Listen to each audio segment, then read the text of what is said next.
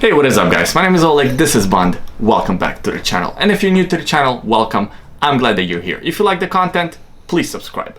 So in today's video, I'm going to do a full review of Jaragar Navitimer Homage watch. I bought mine for $20 from GearBest.com. However, they are sold all over the place. AliExpress, eBay, they have them. So I wore it on my wrist for 1 week straight and then on and off for a couple of weeks. And here is a full review. So here's the Jaragar, the Breitling Navitimer Homage. Now before I start the review, let me tell you that this is of course a very heavy Homage. And some people might not like that. This watch will not work for them. And that's totally fine. Can't argue with that logic because it makes sense. If you don't like homages, if you like the real thing, this is not gonna do it for you. However, if you don't mind the cheap Chinese watches, if you're looking for a better watch that still has the styling and still has the design of the real Navitimer without the hefty price tag, now this watch is maybe worth a consideration. So let's start the review by looking at the size and the measurements. We have a diameter of 49 millimeters, a lug to lug width of 57 millimeters, a lug width of 24 millimeters, and the thickness of 16 millimeters. So yeah, it's a big watch. 49 millimeters is up there. For me, that's pretty much the biggest I'd wear. I'm gonna do this a little bit unconventionally because usually I talk about pros and cons at the end of the video, but the size is just such a big negative that I gotta bring it up front. And that's actually my very first negative with the watch, the size of it.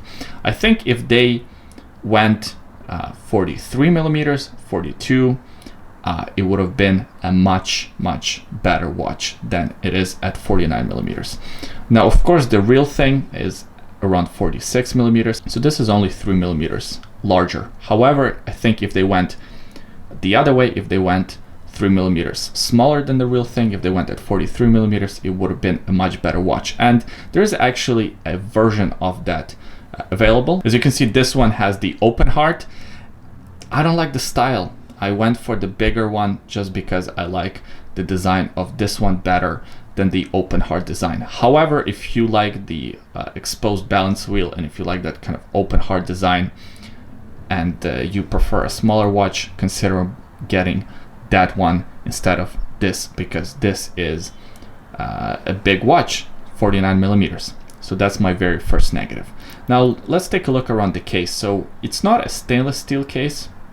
The case is some kind of alloy metal that has been chrome plated. The chrome plating is done fairly well. However, because the case is not stainless steel, it's not solid stainless steel, the watch doesn't have the weight of a good quality watch. So when you take one in your hands, it doesn't feel like a $20 watch, but it also doesn't feel like a more expensive $200 watch or so, just because of the metal that's been used is very kind of insignificant in weight, and you would expect having a watch of this size in your hand, it would be heavier. And if you ever held a real Navitimer in your hand, you know how hefty and how big it is. Now, not to say that this watch doesn't feel solid, it does. It feels much more solid than it has any right to, but it doesn't feel as heavy as it should. If the watch was maybe $10, $20 more, but they used real stainless steel for the case, it would have been a much better value proposition. The case back is all stainless steel, and we also have this display window in the back displaying this movement. Now the movement is of course very ugly. I think it's a cheap Chinese in-house movement. They put this sort of movement in all the sub $20, sub $40 Chinese watches. Now the benefit of this movement that it's actually fairly accurate. Mine is running about 20 seconds to 30 seconds fast, depending on if it's lying on the desk or if I wear it on the wrist, and the power reserve seems to be pretty good. I'm getting just under 30 hours, so about 27, 28 hours of power reserve. It is hand winding, which is a big advantage to this watch because the router is very tight. So if it didn't have hand winding, the watch would virtually be useless. One thing to mention actually is that these movements can be regulated. So you can open the case back and regulate the movement to be even more accurate. And the good thing about a cheap watch like this is that you can practice your watchmaking skills, you can practice your servicing skills, because who cares? It's a $20 watch. If you ruin it, if you do something wrong, it's not a big deal. All right, so taking a look at the dial, as you can see, the dial is very busy. We do have applied indices for all the hour markings, which is a nice touch. We also have the Jaragar logo that's applied and not printed on. Again, nice touch. We have some dashes of red on the dial for different writing and different indicators. I don't think they mean much, and I certainly have never used the scale here. The bezel is rotating, so it's bidirectional bezel, which means it rotates in both directions, and it's not the best feeling when you rotate it. If you have rotated a bidirectional bezel, let's say in a Seiko Flightmaster, you know that that bezel is very tight, and the feeling you have, kind of the resistance of the bezel, feels really good and very satisfying. This one, it feels cheap, but not as cheap as what you would imagine. And actually having a rotating bezel has surprised me in the unboxing video for this watch. Now, we do have 3 subdials here. This subdial is for the date. This subdial here is for the 24-hour indicator. And this subdial is for the days of the week. So of course we have 1, 2, 3, 4, 5, and up to 7.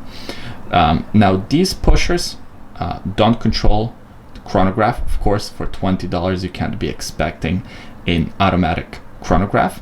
What they do, this one here changes days of the week, and this changes days of the month. So it changes the date. Now all the dials actually work. So as time goes on, the date changes, the days of the week change, the 24-hour indicator works. It all works, guys. When you pull out the crown, of course the crown is not screwed down crown. It's at the 3 o'clock position, and it's also not signed. So when we go forward, of course not a hacking movement. As you can see, the seconds hand is still ticking. Nice touch, by the way, with that red arrow tip on the seconds hand. I quite like that. A couple more interesting things to point out on the dial is there is slight sunburst effect to it, which is kind of cool. Again, you're not expecting that from a watch that costs $20. And one thing that they actually copied from the real Navitimer is this writing here that says 30 seconds chronograph. Of course, there is no chronograph function on this watch. They just copied that red writing to match the writing on the real Breitling Navitimer. Now, I have a negative about this dial and the way that they designed this watch. And the negative is the fact that it's kind of hard to read at certain angles. I love watches that are very legible, the watches that you can look at from different angles and always be able to tell what time it is. But just look, if you look at it from kind of the side, or even sometimes just looking directly at it in the sunlight, it's hard to read exactly what time it is. Taking a look at the strap, it is a leather strap. I'm not sure if it's actually real leather or maybe a faux leather. It is stamped with the Jaragar logo, and this tank buckle is also signed with the Jaragar logo.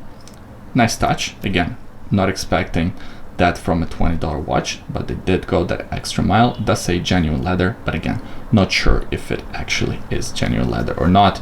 Now, the strap is a bit stiff, and you kind of know exactly what these straps feel like if you had any experience at all with the cheap Chinese watches. They all use pretty much identical straps, just different lug sizes. Now this watch has 30-meter water resistance, which is not a lot. Basically you can wash your hands, maybe wash dishes in it, but that's about it. Definitely cannot take it in the shower with you. Definitely cannot go swimming with the watch. It also has some lume, but not a lot, and the lume doesn't last for very long. Here's the picture. So what are my final thoughts on this watch? Should you buy one? Now on this channel, I don't like to tell you whether you should buy something or not. I just want to review an item and you can make a decision for yourself. But I will say this, because it is so big and just the overall presence on the wrist is so over the top. I didn't find myself reaching for this watch as much after the first initial week of wearing it for the review. With that being said, if you do like large watches, if you do have a larger wrist, it's maybe worth taking a look at. There are no big complaints about this watch that I could find. The build quality overall is pretty good. Now again, you never know with the Chinese watch what you're gonna get. Sometimes you get a great watch, and sometimes it's complete crap and just breaks down after 2 days. Now this one here, again, I can't complain too much about the build quality, about the overall quality of the watch. It's built well. It has the domed crystal. It has the rotating bezel. It feels pretty good. It feels pretty solid. Again, not as substantial as it would if it were all stainless steel, but it feels pretty good. And I mean, for $20, it's a fantastic deal. All right, and here's what the watch looks like on my 7¼ inch wrist. As you can see, it looks big because it is big. It has a big lug to lug width. It has a big diameter. It does stick out past my wrist just ever so slightly. I have a 7¼ inch wrist, and it is a little bit too big for me. We also have kind of a gap here because the lugs don't hug my wrist really well. If you have a bigger wrist, I think it would look a lot better on your wrist. As I mentioned, there is a smaller version of this watch with the open heart. I think that would look just right. Alright guys, so that was my review for Jaragar Navitimer Homage. As you can see, my feelings towards the watch are very warm and positive. I just wish it was smaller. I think 44mm, 43mm would be perfect for this watch. Now before I go, I just want to say thank you guys, because we just reached 100,000 views on the channel. It's a huge number. It's a huge number for me, so I feel very honored. I feel very thankful. Me and Bond both really appreciate you guys watching, commenting, liking the video, subscribing, sharing, all these wonderful things. I'm hoping to bring more videos to you in the future, to bring more watches to your attention, and to grow together as a community, because we're all in this together. I can't review watches if nobody watches the videos. A little wordplay, I guess. Anyways, once again, big thank you. I appreciate you watching this video until the end, and I'll see you in the next one.